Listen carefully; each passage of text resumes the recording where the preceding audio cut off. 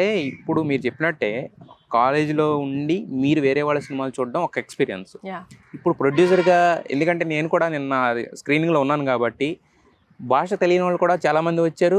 Yeah అంటే ఏదో first day సినిమాలో చూసారా మనకి వినిపిస్తూ ఉంటాయి నవ్వులు, చప్పట్లు, కేకలు, రకరకాల డైలాగ్స్ వచ్చినప్పుడు, కొన్ని హై మూమెంట్స్ వచ్చినప్పుడు అలా వినిపిస్తున్నాయి. యా సో మరి ఒక సంవత్సరాల క్రితం మీరు తీసిన సినిమా ఇప్పటికి కూడా అంత ఫ్రెష్‌గా ఫీల్ అవుతూ, ఒక ప్రొడ్యూసర్‌గా మీరు ఆ చైర్‌లో కూర్చొని ఈ ఫీల్ నా సినిమా ఉందన్నప్పుడు మీ ఫీలింగ్ ఏంటి? నేను నిన్న స్క్రీనింగ్ అయిపోయిన తర్వాత కూడా చెప్పా, మేము సినిమా రిలీజ్ అయినప్పుడు చాలా థియేటర్స్కి వెళ్ళాం. మన ఆంధ్రాలోనే చాలా ప్లేసెస్లో థియేటర్స్లో చాలా థియేటర్స్, పెద్ద థియేటర్స్ నుంచి సింగిల్ స్క్రీన్ వరకు వెళ్ళి చూసాం.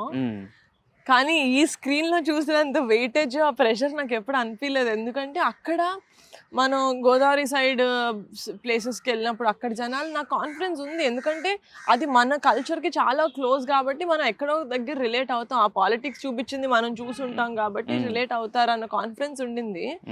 ఇక్కడ నిజంగానే మేము ఇన్వైట్ చేస్తున్నప్పుడు కూడా ఎవరో ఆస్ట్రేలియన్ వాళ్ళని ఇన్వైట్ చేస్తున్నాం, యూరప్ వాళ్ళని, ఇటలీ వాళ్ళని ఇన్వైట్ చేస్తున్నాం.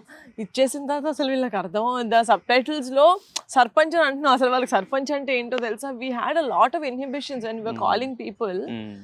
బట్ నిన్న రెస్పాన్సెస్ చూస్తుంటే ఏంటి, కొన్ని సీన్స్కి క్లాప్లు కొడుతున్నారు, నవ్వుతున్నారు. I'm like, film is a visual form of entertainment. అసలు నిజంగా భాష లేకపోయినా నచ్చితే హార్ట్కి టచ్ అయ్యి నచ్చుతుంది అనిపించింది. So it was very very సరియల్గా అనిపించింది నాకు. అంటే ఆ థియేటర్లో అందరూ నార్మల్ ఆడియన్స్ అయితే కాదు, అందరూ జడ్జ్ స్థానంలో కూర్చొని నేను జడ్జ్ చేస్తా అనేలాగే కూర్చున్నారు. But I think by the end of the film they became an audience. ఏదైనా సినిమా అనేది ఫస్ట్ ఆఫ్ ఆల్ ఎంత కాదనుకున్నా ఒక 5% అన్నా లాటరీ అనుకోవచ్చు.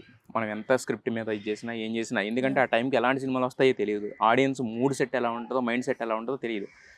సో బట్ మీరు ఈ సినిమా రిలీజ్ చేశారు, బాగా డబ్బులు వచ్చినాయి. సో ఇప్పుడు ఏంటంటే రెస్పెక్ట్ అనేది అప్పటి నుంచి ఇప్పటి వరకు వస్తూనే ఉంది. డబ్బులు అక్కడతో ఆగినాయేమో, బట్ రెస్పెక్ట్ మాత్రం స్టెప్ బై స్టెప్ పెరుగుతూ ఉంది. సో మరి ఇది మీ నెక్స్ట్ సినిమాల మీద, మీరు నెక్స్ట్ చేసే స్క్రిప్ట్స్ మీద అది ఎలాంటి ప్రభావం చూపించబోతుంది? అంటే ఈ సినిమా మీకు ఇస్తున్న వెయిటేజ్ కానీ, హై కానీ, బెత్తం పట్టుకుని ఒక మాస్టర్ లాగా, యూనో. షాడో.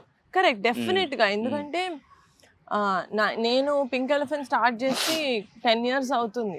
చాలా చిన్న వెబ్ సిరీస్ తోటి, ఓటీటీ ప్లాట్ఫామ్స్ కూడా లేనప్పుడు వెబ్ సిరీస్ చేసినప్పుడు యూట్యూబ్లో రిలీజ్ చేసాం. బట్ దాని తర్వాత డిఫరెంట్ ఓటీటీస్లో చేసాం అదంతా. కానీ అప్రిసియేషన్ వచ్చింది ప్రతిసారి. కానీ ఈసారి కమిటీ కుర్రోలతో మాకు వచ్చింది అప్రిసియేషన్ ఒకటే కాదు, బాధ్యత. దట్ ఇప్పుడు పింక్ ఎలిఫెంట్ అంటే పింక్ ఎలిఫెంట్కి that's my ultimate vision also. ఎందుకంటే ప్రొడక్షన్ హౌస్ పేరు చూసి ఎవరు సినిమాకి రారు.